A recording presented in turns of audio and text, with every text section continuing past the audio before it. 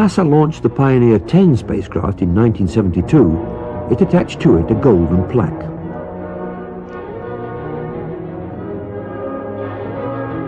With this plaque, Pioneer carries a message to extraterrestrials about its home planet.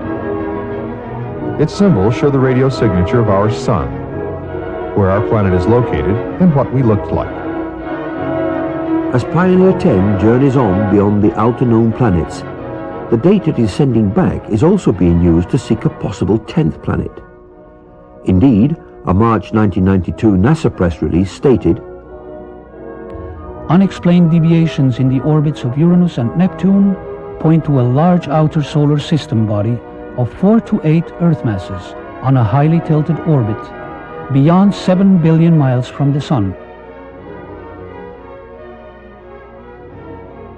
In the past 2 decades, astronomers have joined the search to look for one more planet in our own solar system. They designate such a planet Planet X, meaning both unknown and 10th.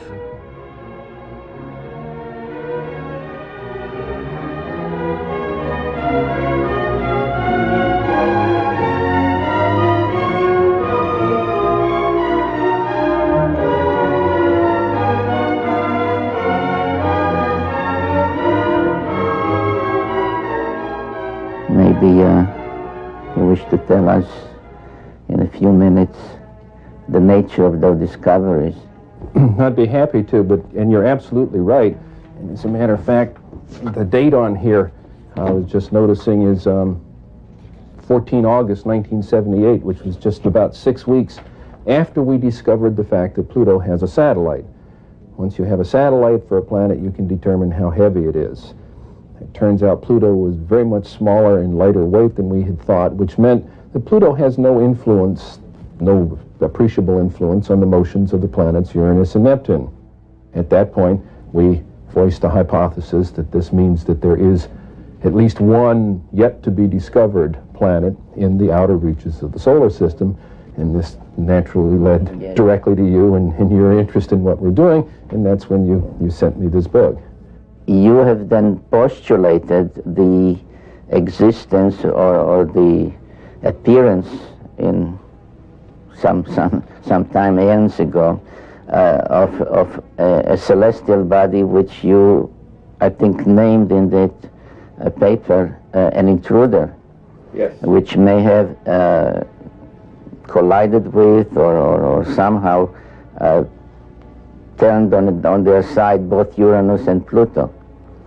It did a lot more than that, as a matter of fact. In that paper, we hypothesized that this intruder passed very close to Neptune, that it dislodged one of what we then think were many satellites of Neptune, and one of them became the planet Pluto. We actually think Pluto was an escaped satellite of Neptune. This will also take the orbit of Triton, the big satellite of Neptune, and reverse it. We'll take the orbit of the satellite Nereid and extend it outwards. We can produce all of the observed aspects of the satellite system of Neptune plus Pluto's orbit just with this one single intruding planet.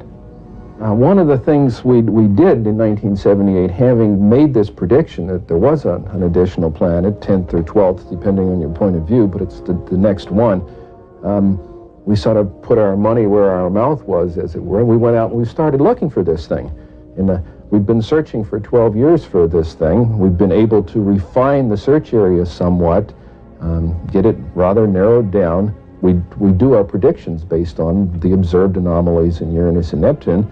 We actually are currently looking down in the region of Centaurus, which is just south of the constellation Libra, but very close to the area that you've talked about. I think, Dr. Harrington, you have a pretty good picture, at least in your own mind, of what we are talking about, a big planet, a small planet. Well, if it is in the kind of orbit that we describe here, it would have to be a planet that would have a mass something like 3 to 5 times the mass of the Earth. This would put it intermediate between the gaseous planets like Uranus and Neptune and the terrestrial planets that we have in the inner part of the solar system. So if this planet turns out to be in a 3,600-year orbit, then its mass will be correspondingly larger.